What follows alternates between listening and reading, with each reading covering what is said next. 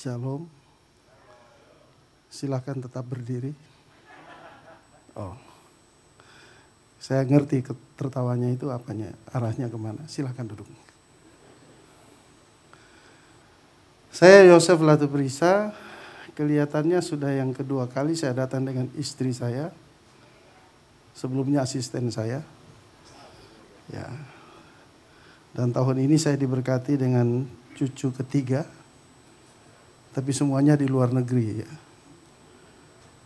Hari ini saya juga merayakan Natal agak sedikit sepi karena ketiga anak-anak lagi ada di luar negeri. Jadi Blue Christmas. Shalom. Saya rasa itu saja perkenalan saya ya. Nama saya jelas Yosef. Hanya ditambahkan Latuprisa. Nama itu terkenal bukan hanya di gereja-gereja tapi terkenal di surga. Saudara nggak yakin ya? Tokoh-tokoh Alkitab yang sangat menonjol juga namanya Yosef. Cuma diterjemahkan Yusuf sih ya. Sebenarnya Yosef ya. Baik, hari ini saya mau sharing firman Tuhan yang Tuhan taruh beberapa hari ini di hati saya. Bagaimana gereja bisa, atau kita sebagai orang percaya, bisa berfungsi dengan baik. Karena kebanyakan kita cukup banyak tahu. Tapi banyak tahu untuk apa kita kemudian stuck di situ. Banyak tahu itu harus. Kalau dalam bahasa asli, kalau bilang tahu itu, ini ada Pak Rektor di sini ya. Setahu saya dia menggunakan kata gnosis, artinya tahu karena punya hubungan, jadi kenal.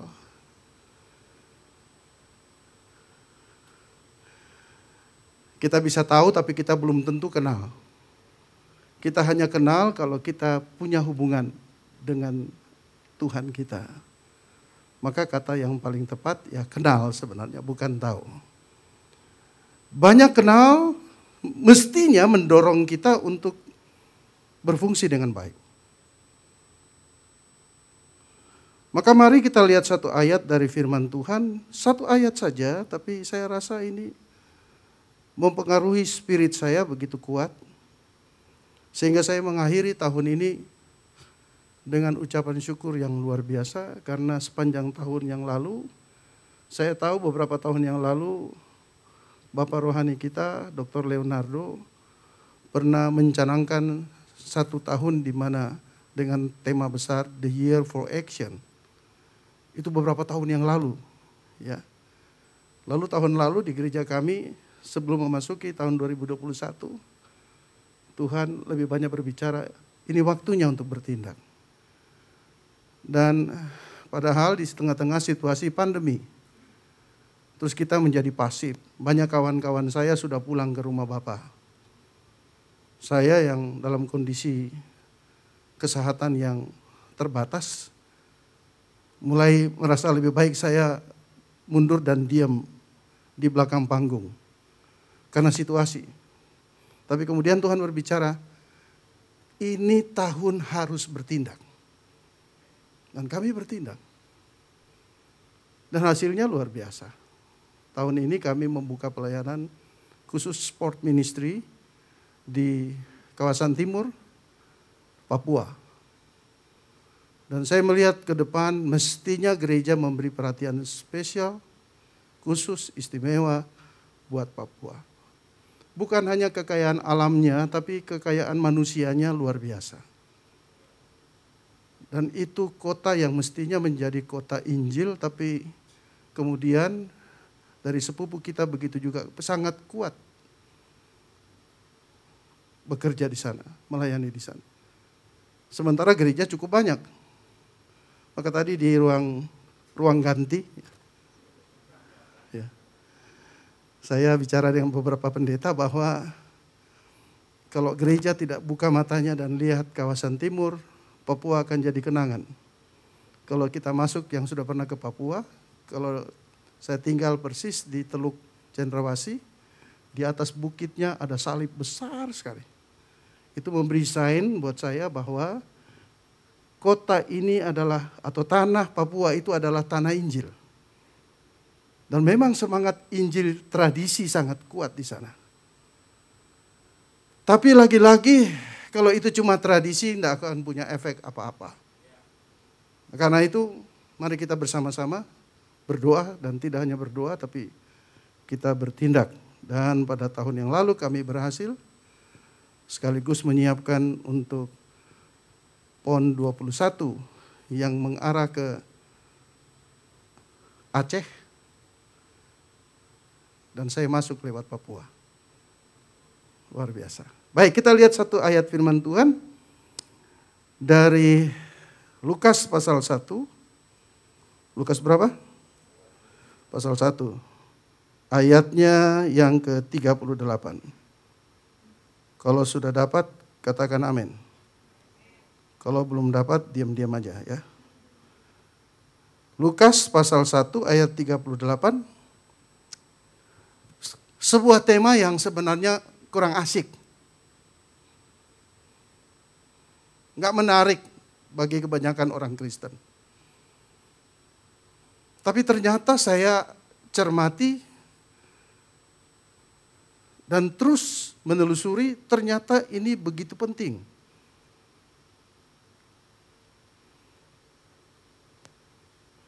Kita lihat ayatnya sudah dapat, Lukas 1:38. Kata Maria, sesungguhnya aku ini adalah hamba Tuhan. Jadilah padaku menurut perkataanmu itu. Lalu malaikat itu meninggalkan dia. Kita masih dalam suasana Natal ya. Perhatikan baik-baik. Kata Maria, wanita, aku ini hamba Tuhan.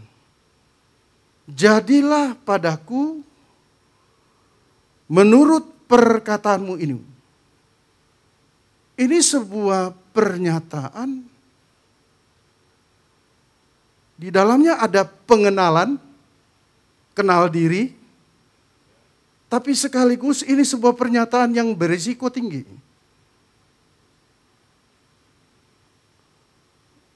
Biasanya umat Tuhan hanya mengenal 3 sisi dari kekristenan atau orang percaya. Atau 2 sisi ya.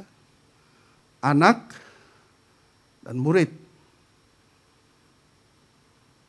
Dan kurang mendapat tekanan pada hamba. Saya hari ini tidak sedang berbicara tentang pertumbuhan anak dari bayi, kemudian menjadi besar, kemudian menjadi dewasa, kemudian menjadi putra. Tidak, saya tidak bicara tentang itu. Saya sedang berbicara tentang sisi dari orang percaya yang harus seimbang.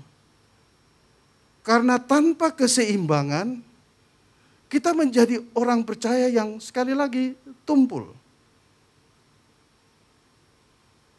Tidak cukup kita hanya mengenal identitas diri kita sebagai anak. Kita mengerti bahwa untuk menjadi anak, orang harus dilahirkan baru. Dan saya sharing itu di beberapa teman teolog juga. Reborn. Dilahirkan kembali. Tetapi tidak cukup dilahirkan kembali, orang harus dimuridkan. Semua anak Tuhan harus dimuridkan. Mengapa? Karena ada tujuan penebusan. Ada tujuan penciptaan. Ada tujuan pemulihan. Ada tujuan penyelarasan. Ada tujuan Tuhan memperlengkapi masing-masing kita. Maka tidak cukup kita hanya reborn, tapi kita harus reform. Katakan reform.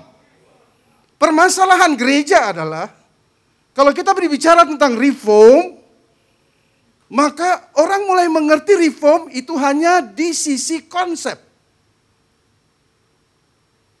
Reform reform itu bukan bertujuan hanya untuk mereform konsepnya doang.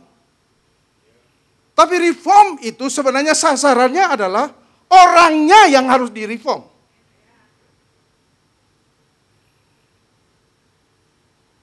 Sekali lagi, tidak cukup orang reborn,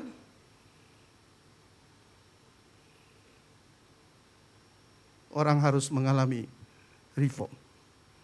Dan bagi saya, menurut saya, di reform itulah sisi pemuritan.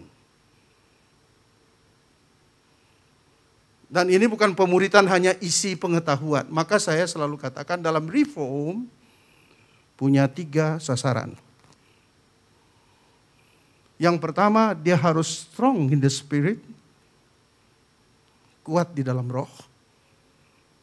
Yang kedua harus strong in knowledge, dia harus kuat di dalam pengetahuan. Gak bisa kita spirit-spirit aja, gak bisa. Kita harus kuat juga di dalam pemahaman, dalam pengetahuan. Karena kalau kita dangkal dalam pengetahuan, sejarah gereja mencatat Afrika Utara disapu bersih oleh kekuatan Kedar dan Nebayot. Mengapa? Karena kekristenan hanya bersifat tradisi. Orang harus kuat di dalam roh, strong in the spirit, tetapi juga harus kuat di dalam knowledge, strong in knowledge, dalam pengetahuan.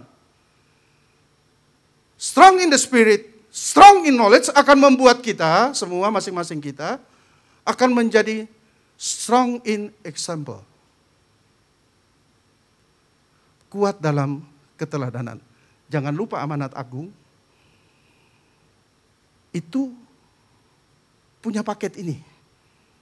Pergi, jadikan segala bangsa itu muridku.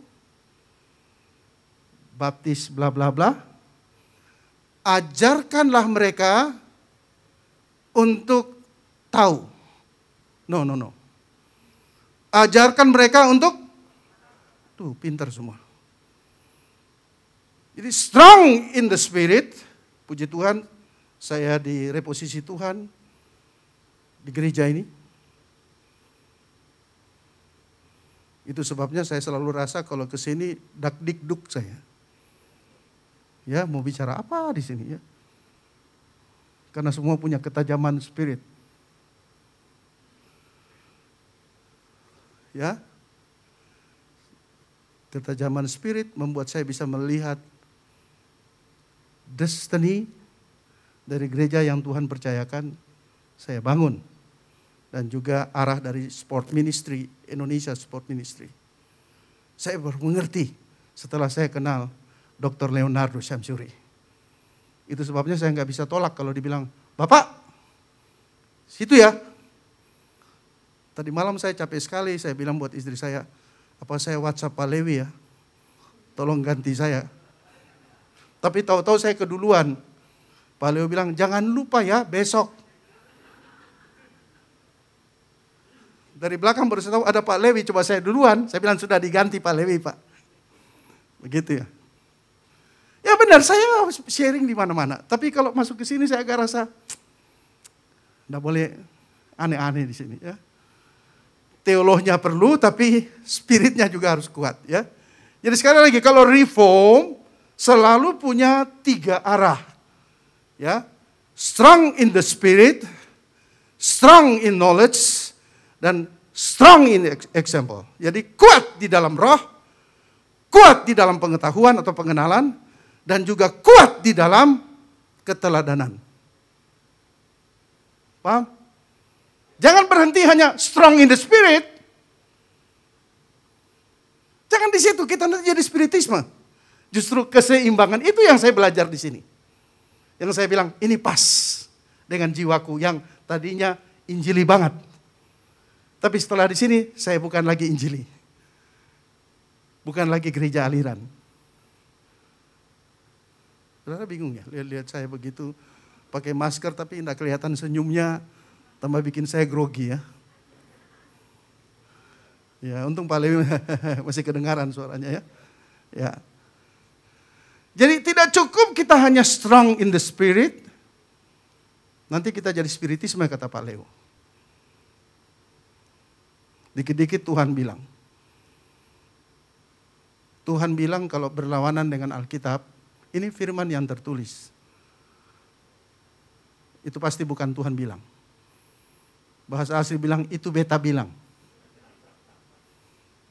Itu saya yang bilang. Itu bukan nubuat, kalau orang Jakarta bilang, itu lu yang buat. Lu buat. Ya. Tidak cukup juga kita hanya strong in knowledge, tapi spiritnya membeli.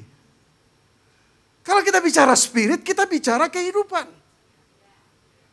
Karena itu saya akan berulang-ulang katakan bahwa Matius 23 ayat 2 dan 3 menegaskan bagaimana sekelompok orang, ahli Taurat dan orang Farisi, punya knowledge yang sangat baik, tapi tidak punya kehidupannya. Tapi knowledge-nya perlu nggak? Perlu. Maka Tuhan bilang, ikuti apa yang mereka ajarkan, tapi jangan ikuti apa yang mereka lakukan. Paham ya? Paham ya? Orang bisa ngajar, tapi orang nggak lakukan. Bisa. Bukan hanya jemaat loh. Saya juga bisa begitu.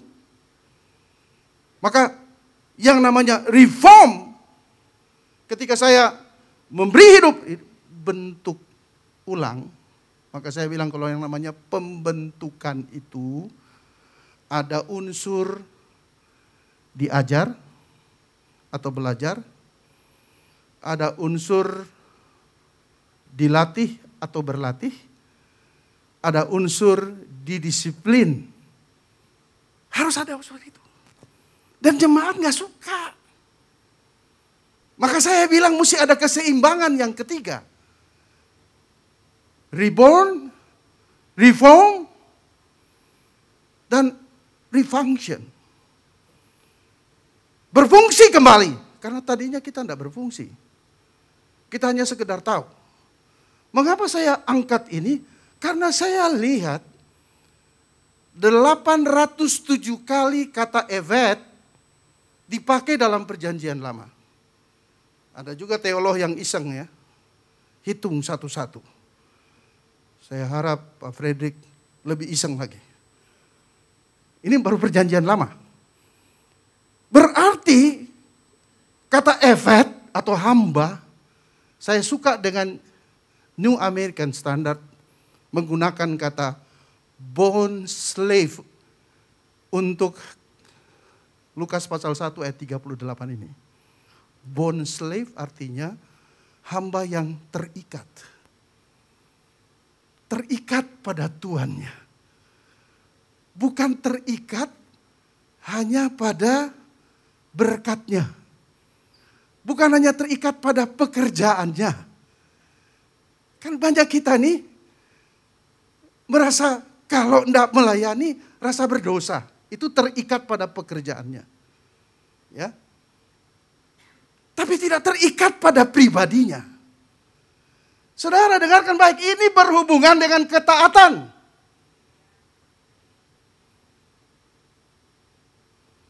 Maka kalau kita bisa melihat bagaimana seorang anak Tuhan, murid Tuhan, hamba Tuhan bisa taat.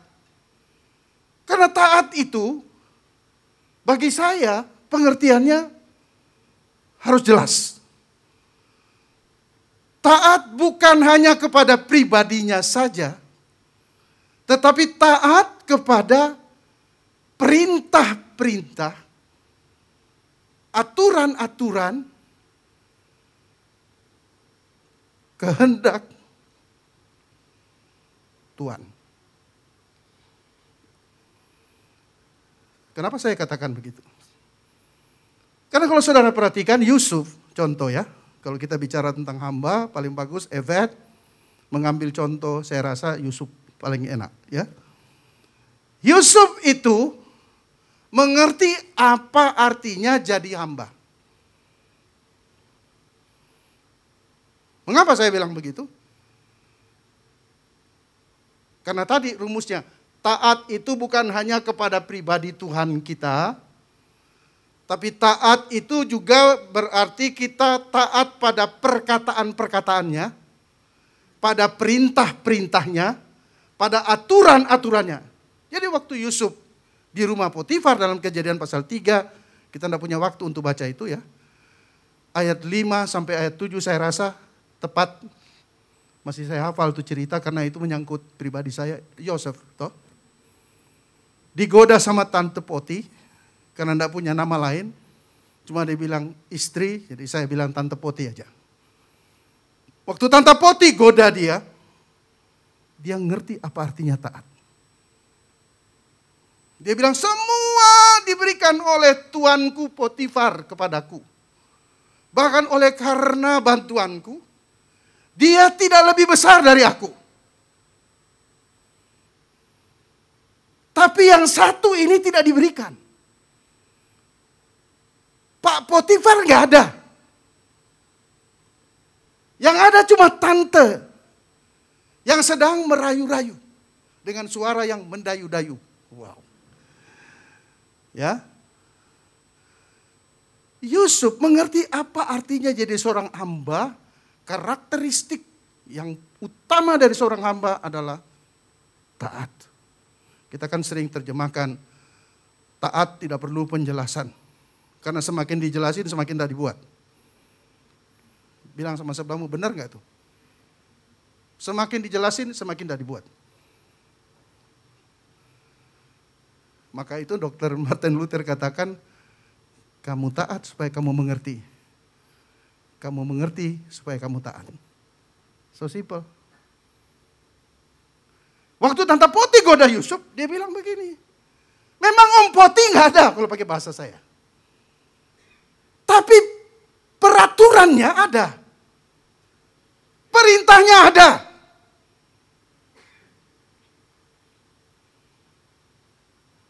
Polanya ada. Nah, supaya kita belajar sebagai anak Tuhan, mengapa saya mau supaya kita melihat sisi lain dari 3 sisi yang secara simultan. Anak, murid, dan hamba. Dr. Spener mengatakan begini, memang dalam perjanjian lama, seolah-olah kata efet itu begitu direndahkan. Semua orang mau jadi nabi. Maka muncullah nabi palsu. Semua orang menjadi pemimpin. Maka muncullah pemimpin-pemimpin yang tidak bertanggung jawab. Semua orang menjadi yang terkemuka. Tapi yang menjadi hamba gak ada yang mau. Tapi saya beritahu, pesan firman Tuhan yang kita baru baca ini, tidak mungkin kehendak Tuhan bisa terjadi di bumi tanpa kita mengenal sisi lain dari 3 sisi tadi, yaitu hamba. Gak mungkin. Karena hamba saja yang punya kesadaran tentang ketaatan. Jadi waktu Yusuf digoda dia bilang, iya Tante Poti, Om Poti memang gak ada di sini. Tapi aturannya tetap ada di sini. Tante Poti memang tidak lihat Tuhan yang menyertai aku. Sekalipun tanda-tanda itu ada. Saya juga tidak lihat Tuhan Allah saya tidak lihat. Tapi perintahnya, perkataan-perkataannya ada. Dan ketaatan saya ini bukan hanya kepada Allah yang terlihat, tetapi kepada perintah-perintahnya yang ada. Nah, itu yang membuat banyak anak Tuhan gagal di situ. Menurut saya, kita bisa diskusi panjang lebar. Salah satu penyebab kegagalan Tante Hawa dan Om Adam, karena mereka punya pengertian tentang ketaatan menyimpang. Paham? Tuhan tak terlihat. Aturannya ada? Ada, mereka diskusikan. Ketika iblis mulai mencoba mengganggu pengertian mereka tentang ketaatan, bukankah Allah berfirman, semua pohon dalam taman ini tidak boleh kamu makan, bukan? Dipelintir sedemikian rupa. Dengan sangat tepat, Tante Hawa menjawab bahwa bukan begitu. Tetapi semua pohon boleh kamu makan, tapi hanya pohon pengetahuan baik dan jahat itu yang tidak boleh kami makan. Aturannya masih ada. Polanya masih ada. Perintahnya masih ada. Tuhannya tidak terlihat di situ. Dan dengan mudah mereka bisa melawan perintah Tuhan. Terjadilah pemberontakan. Jadi menurut saya, ya, permasalahan Taman Eden adalah permasalahan konsep tentang ketaatan. Karena itu sangat penting bagi kita untuk melihat topik ini dengan cerdas, dengan jeli, bahwa sekali lagi ini sebuah statement, pernyataan, pengenalan yang dalam dari seorang wanita. Kenapa saya sebut pakai kata wanita? Karena di balik kata pengenalan itu ada resiko yang berat. Ketika dia katakan, jadilah padaku.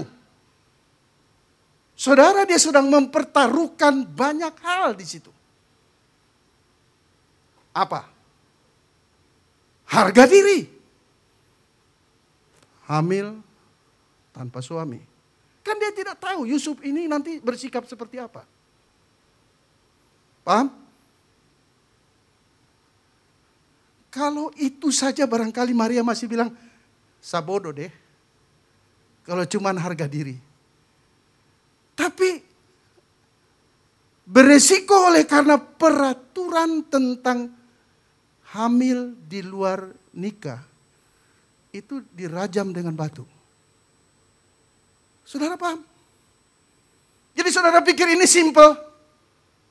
No, ini gak simple. Ini harus tertanam kuat di dalam diri setiap anak Tuhan. Bahwa saya dan saudara adalah hamba Tuhan. Hamba Tuhan itu bukan monopoli dari seorang pendeta. Pendeta itu gelar fungsional. Nabi juga gelar fungsional. Rasul juga gelar fungsional. Maka saya nggak heran kalau dalam Roma pasal 1 Paulus katakan, dari hamba Kristus yang dipanggil sebagai rasul, dia munculkan dulu hamba Kristus. Saya suka itu. Roma pasal 1 ayat 1. Kenapa dia pakai hamba Kristus? Saudara mesti mengerti di situ. Artinya Paulus mau bilang begini. Catat baik-baik. Kata hamba harus dihubungkan hanya dengan Kristus. Ya, karena sebelum kejatuhan dalam dosa, termasuk Lucifer, sebelum jatuh ke dalam dosa, semua itu hamba Tuhan. Mesti paham baik-baik.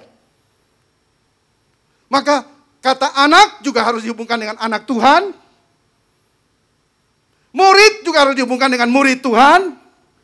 Hamba juga dihubungkan dengan hamba Tuhan. Dan itu sebabnya derajatnya, sekalipun menurut beberapa penafsir katakan di perjanjian lama, begitu direndahkan makanya tidak begitu banyak orang interest. Tapi di perjanjian baru, Yesus memulihkan posisi itu dan dicatat oleh Paulus dalam Filipi pasal 2 ayat yang ke-7. Dia mengambil rupa sebagai seorang hamba. Mengapa? Sekali lagi, hamba selalu berhubungan dengan kepentingan dan keinginan Tuhan.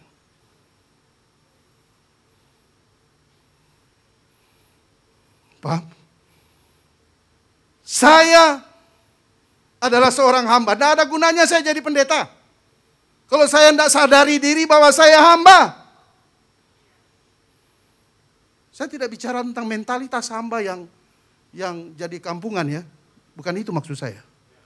Tapi sadar diri bahwa sehebat apapun dengan gelar apapun yang diberikan, baik itu gelar akademis maupun gelar fungsional di gereja. Sekali lagi, kalau kita kehilangan kesadaran ya bahwa kita adalah seorang hamba, maka fungsi dari orang percaya akan menjadi tumpul. Pasti. Karena itu saya kirim ke berbagai teman-teman. Ketika gereja kehilangan kesadaran diri bahwa gereja, kalau saya bilang gereja ini anak Tuhan ya, orang percaya. Sebagai hamba, maka jangan pernah diharapkan gereja itu bisa berfungsi dengan baik. Jangan pernah bisa berharap ketika kita kehilangan sadar diri sebagai seorang hamba. Ya, tapi saya kan bukan hamba Tuhan. Saudara, saya kasih tunjuk beberapa ayat deh. Karena kalau banyak ayat, karena ini bisa diseminarkan ya. Kalau saudara lihat salah satu contoh ayat yang menonjol dari Yesaya pasal 41 ayat 8. Orang suka ayat 10-nya. Ayat 8 aja lah. Ketika Tuhan sedang berbicara tentang Israel dalam komunitas umat Tuhan. Tuhan bilang buat Yesaya, bilang buat mereka, mereka itu hamba Tuhan. Konteks perjanjian lama. Semua umat Tuhan itu hamba Tuhan. Halo?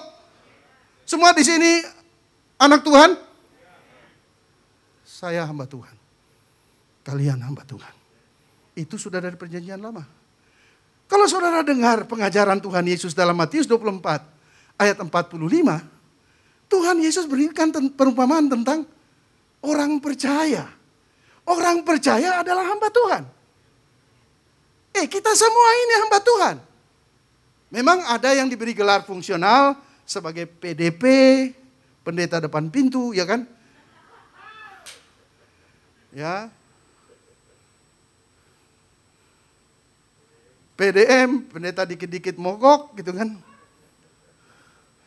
Lalu pastor, paling aman tuh pastor. Ya. Maka kami ikut-ikutan gereja, semua pakai pastor aja. Saya niru di sini. Akhirnya sinode kami sekarang semua pendetanya dipanggil pastor. Puji Tuhan. Efeknya besar ya. Saya belajarnya di sini sebenarnya, iya ya. Kenapa pakai PDP, PDM, ya, PDM pendeta dikit malu-malu gitu ya. Karena baru PDM. Ya, tapi kalau pastor lebih, itu mah gelar fungsional. Kalau Anda mengambil posisi sebagai hamba, nggak ada gunanya. Ketika Paulus bicara, aku hamba Kristus yang dipanggil sebagai rasul. Dia tempatkan rasul di yang kedua. Artinya dia mau bilang begini, nggak ada gunanya rasul kalau nggak jadi hamba. Nggak ada gunanya nabi kalau nggak jadi hamba. Karena hanya hamba yang tahu apa artinya taat. Nah itu sebabnya sekalipun nabi, sekalipun rasul, sekalipun pendeta, kalau nggak ngerti apa artinya taat, dia cenderung jadi pendeta palsu. Paham saudara? Satu ayat lagi. Kolose 3. Ayat yang terkenal. Ayat 23 dan 24. Kalau bisa muncul, ini temanya slave of the Lord. Tapi saya baru temukan istilah itu di New American Standard. Bagus sekali. Bond slave of the Lord. Hamba yang terikat kepada tuannya. Saudara kita ini terikat kepada Tuhan kita. Amin. Nah itu sebabnya kita lihat. Bagaimana Paulus menegaskan dalam Filipi pasal yang kedua, pasal yang ketiga, ayat berapa tadi? 23 dan 24. Saudara sudah lihat itu? Kolose, sorry ya, itu terlalu banyak ayat ya. Sudah, saudara lihat ya. Apapun yang kamu perbuat, mau produktif, harus efektif. Harus berfungsi. Kalau enggak bisa produktif. Dalam hal apapun. Ya, Paulus sedang menasihati jemaat Tuhan. Dia sedang berbicara melalui Epafras. Tolong nasihati jemaat Tuhan. Apapun sebagai pegawai kontrakan, sebagai pengusaha, sebagai apa lagi? Pebisnis, sebagai guru, sebagai mahasiswa, sebagai musisi, sebagai PDP, PDM, dan pastor. Apapun yang kamu perbuat, perbuatlah dengan segenap hatimu seperti untuk Tuhan dan bukan untuk manusia. Ayat ini terkenal banget. Dan kita tahu. Kita suka ayat 23. Kita lupa bahwa ada ayat 24 yang menegaskan tentang sisi lain. Mengapa kita harus berbuat untuk Tuhan? Ayat 24 katakan, kamu tahu bahwa dari Tuhanlah kamu akan menerima bagian yang ditentukan bagimu sebagai apa? Upah. Sama-sama kita baca. Kristus adalah Tuhan dan saya adalah hambanya. Saudara ngerti enggak? Dia bilang, kamu itu hambanya. Jadi kamu di kantor, kamu di tempat kerja, kamu di jalanan, kamu sedang berpacaran, kamu tuh hamba Tuhan. Yang terikat kepada Tuhan. Bukan hanya pribadinya, tapi perintah-perintahnya, polanya, aturan-aturannya. Nah, itulah yang membuat perbedaan kekristenan dengan yang lain. Mengapa? Karena semua sadar bahwa memang betul dia anak Tuhan, ahli waris kerajaan sorga, dia murid Tuhan yang diberi fasilitas untuk mengenal rahasia Allah. Tahukah saudara? Spesial sekali itu jadi hamba Tuhan. Coba kita lihat satu ayat. 1 Korintus pasal 4. 1 Korintus pasal 4 ayat 1 dan 2. 1 Korintus pasal 4. Udah dapat? Demikianlah hendaknya orang memandang kami. Sebagai apa? Sebagai hamba-hamba Kristus. Jadi bangganya itu jadi hamba. Bukan hanya rasul. Bukan hanya penginjil, bukan hanya pendeta. Setiap orang harus memandang kami sebagai hamba. Orang yang terikat kepada Kristus. Bukan hanya terikat kepada pribadinya, tapi terikat kepada perkataan dan tindakannya Kristus. Kenapa? Karena Kristus itu sendiri adalah pola. Sehingga kita dilihat oleh semua orang akan memandang, oh ini anak Tuhan. Ini murid Tuhan. Ini hamba Tuhan. Saya sering mengalami itu. Kalau ketemu dengan ustadz-ustadz, mereka jelas tahu bahwa saya pendeta. Tapi kalau bukan ustadz atau yang baru kenal, Bapak Nasrani ya? Ya, ada ciri khasnya.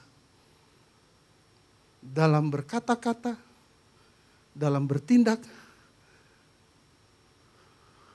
bahasa psikologinya bilang auranya terasa. Aura anak Tuhan. Kadang-kadang lihat ini, anak Tuhan apa anak hantu? Nah, Paulus bilang, demikianlah hendaknya orang memandang kami sebagai hamba Kristus yang apa? Yang kepadanya apa? Dipercayakan rahasia Allah. Luar biasa jadi hamba Tuhan itu. Yesus sudah mengambil posisi itu. Kenapa? Karena saya percaya Adam dalam kesempurnaannya ketika diciptakan. Dia bukan hanya anak Tuhan, tapi dia juga hamba Tuhan.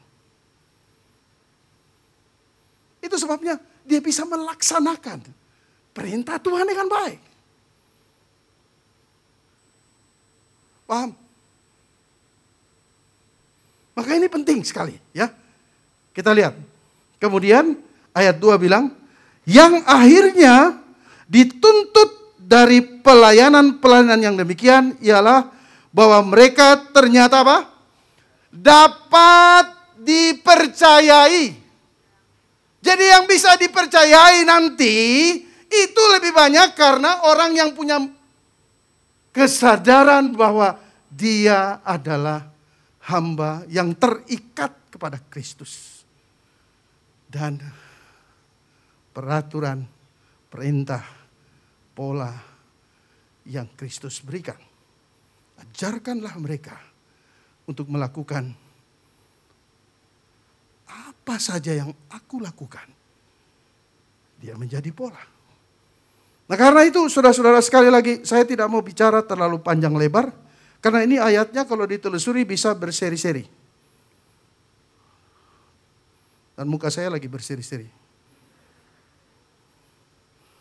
Maria mengambil risiko. Seorang anak Tuhan mengambil risiko yang tidak mudah. Tapi karena pengenalannya yang begitu kuat tentang identitas diri, bahwa dia bukan hanya anak Tuhan. Tadi kita nyanyi, Thy will be done. Thy will be done. Kehendakmu yang jadi. Not my will. Oh. Serius? Pertanyaan saya serius?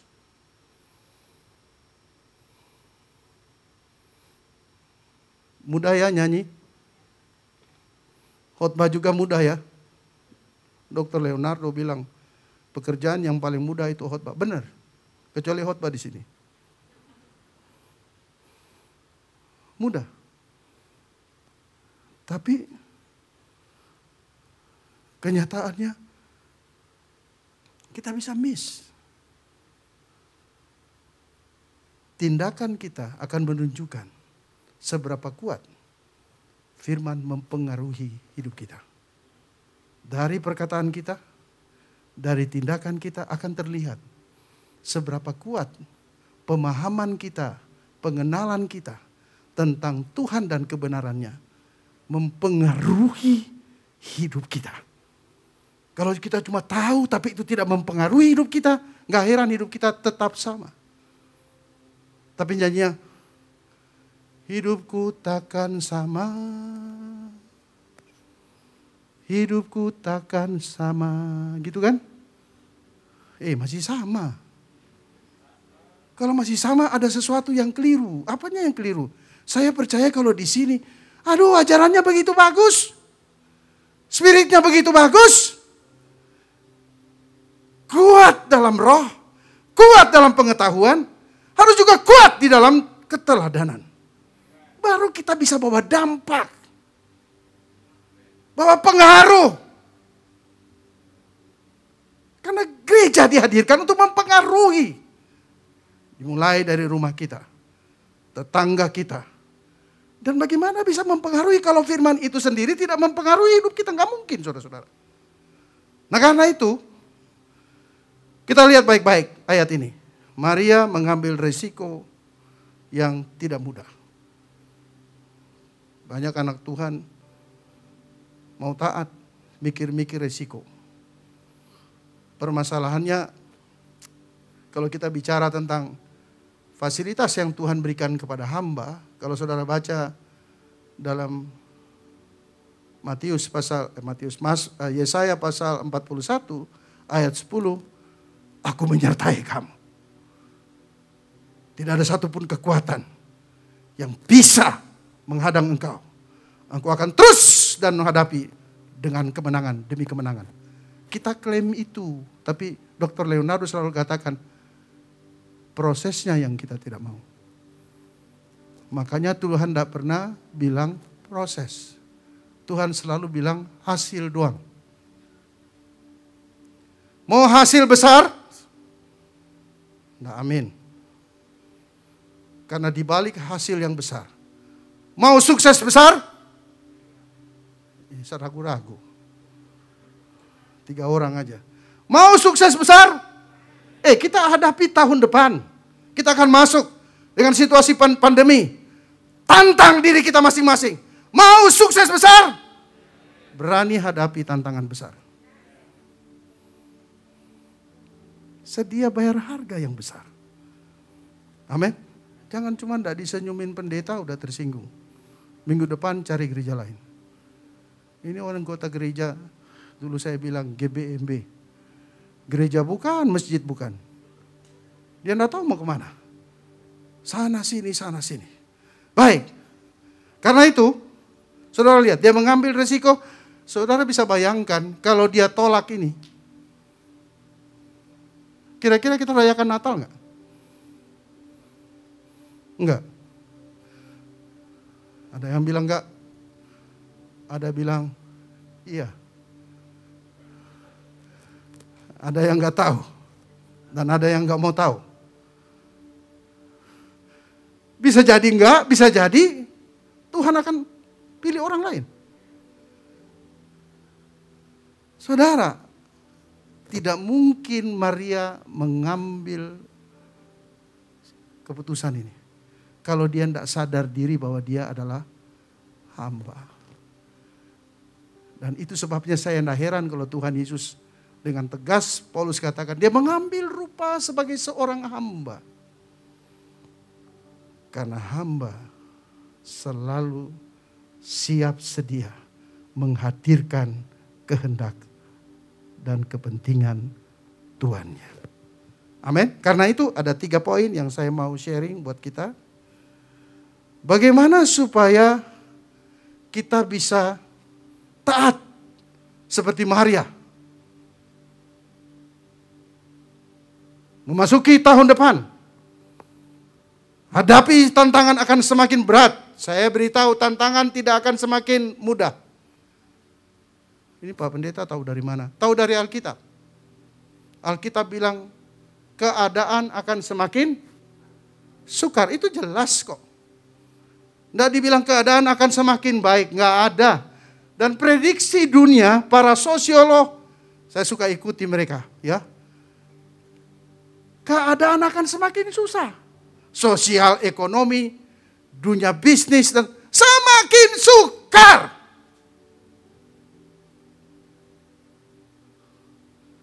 Kita mau tajam? Ingat, secara simultan kita punya 3 sisi. Anak Tuhan, murid Tuhan, hamba Tuhan. Bagi saya, hamba Tuhan ini pedang. Amin. Maka tidak heran kalau Tuhan berbicara, aku menyertai kamu. Kepadamu dipercayakan rahasia Allah. Maka kita harus lihat 3 sisi. Kalau kita mau taat seperti Maria, yang pertama, kita harus sadar bahwa saya bukan milik saya sendiri. 1 Korintus 6 ayat 19 sampai ayat 20. Saya bukan milik saya sendiri. Tekanan pada anak selalu berbicara tentang hak waris.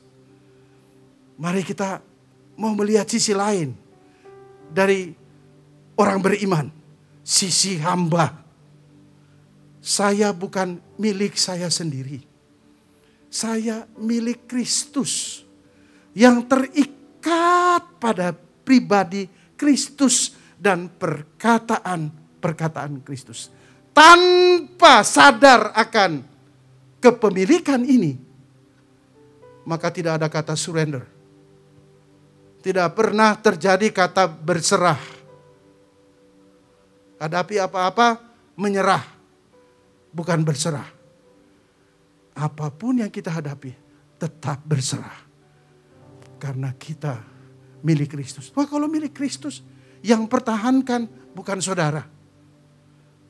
Apalagi milik yang Tuhan tahu fungsinya, fungsi yang terbaik punya. Dia akan berdiri bersama-sama dengan saudara. Memasuki tahun depan.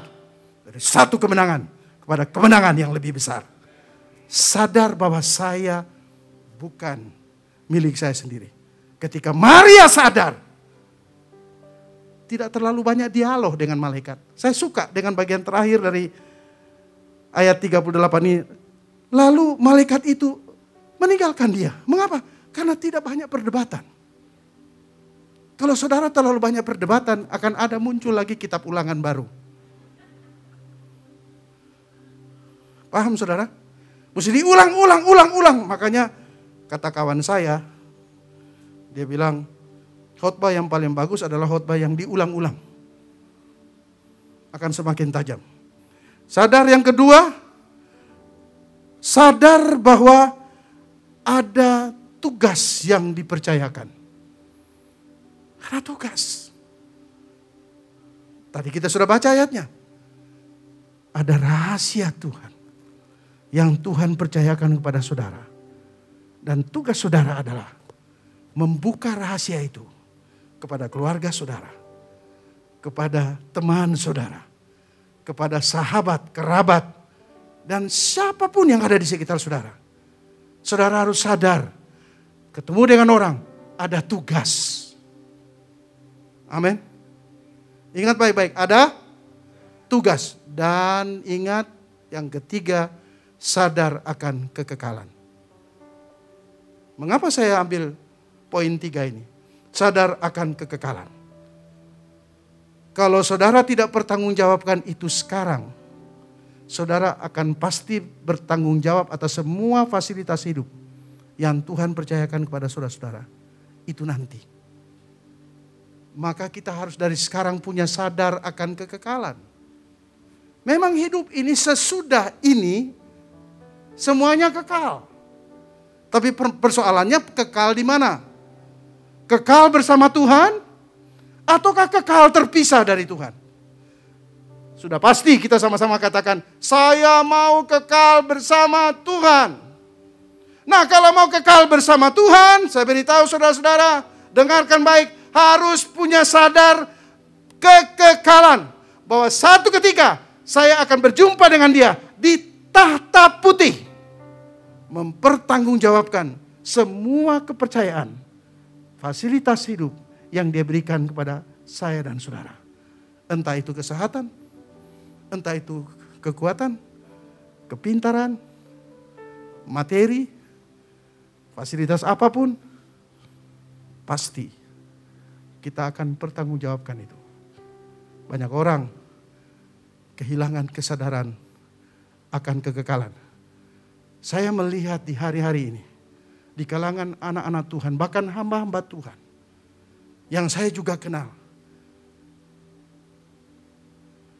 lebih mempertahankan diri untuk hidup lama di bumi ini. Seolah-olah zona yang paling nyaman, paling enak itu adalah di bumi ini. Hati-hati, ini ciri dari kehilangan sadar kekekalan. Saya ingatkan diri saya, keluarga saya, dan kita semua. 3 sadar tadi. Yang pertama sadar apa? Sadar, saya bukan milik saya sendiri. Amin. Saya ini milik Tuhan. Nah karena itu, mau buat apa-apa, ingat baik-baik. Tuhan memang Anda tidak lihat. Kalau teman saya, kalau kita pembinaan di olahragawan, di sana juga ada pembinaan. Kita tidak lihat Allah, tapi Allah lihat kita. Paham? Ingat, ya, ini yang dalam bahasa Ibrani disebut neshamah. Ketika Tuhan menghembuskan hidup ke dalam Adam, Tuhan sedang menghembuskan neshamah, kehidupan Allah sendiri, living of God. Tapi pengertian lain adalah Tuhan menghembuskan kepekaan akan kehadiran Tuhan. Nah, itulah yang dimiliki oleh Yusuf. Adam ada di hadirat Tuhan. Yusuf ada di rumah Potifar. Tapi Yusuf tidak kehilangan neshama. Tidak kehilangan kepekaan akan hadir Tuhan. Makanya dia tetap taat. Rupanya Tante Hawa kehilangan kesadaran itu. Itu makanya dia tidak taat. Ini firman Tuhan yang saya mau sampaikan buat saudara. Saya percaya saudara diberkati Tuhan. Memang singkat atau sudah kelebihan waktu ya. Saya biasa bicara panjang ya. Tapi hari ini mudah-mudahan saya bicara tidak terlalu panjang. Supaya lain kali saya masih punya sesi lain dari sisi lain. Baik, angkat kedua tanganmu. Biar Tuhan taruh firman-Nya di dalam hatimu. Sehingga kau mulai pulang dan menyadari. Engkau hanya bisa berfungsi. Kalau engkau sadar akan 3 identitas hidupmu ini. Anak, murid, dan hamba. Saya percaya kalau firman Tuhan ini datang ke dalam hidup saudara hari ini. Tahun depan, gereja ini akan semakin menerobos. Banyak jiwa-jiwa dimenangkan, dibangun untuk kemuliaan Tuhan. Bapa, aku berhenti berbicara. Tapi Roh Kudus, aku percaya tidak berhenti berbicara. Akan terus menggemakan perkataan-perkataan firman Tuhan ini. Seperti yang kau gemakan di dalam rohku. Gemakan itu di hati setiap anak-anak Tuhan. Di rumah Tuhan ini. Karena mereka semua adalah hamba-hambamu. Dalam nama Yesus. Mari Roh Kudus meteraikan itu. Sehingga waktu mereka pulang. Di rumah sebagai ibu rumah tangga. Sebagai ayah. Sebagai anak. Mereka menyandang predikat yang kuat ini. Sebagai hamba. Yang harus punya 3 kesadaran. Supaya mereka bisa taat. Hidup untuk memuliakan Tuhan. Menjadi berkat bagi banyak orang. Dalam nama Yesus. Semua yang menerima firman Tuhan. Diberkati oleh Tuhan. Katakan bersama saya. Amin. Tuhan berkati.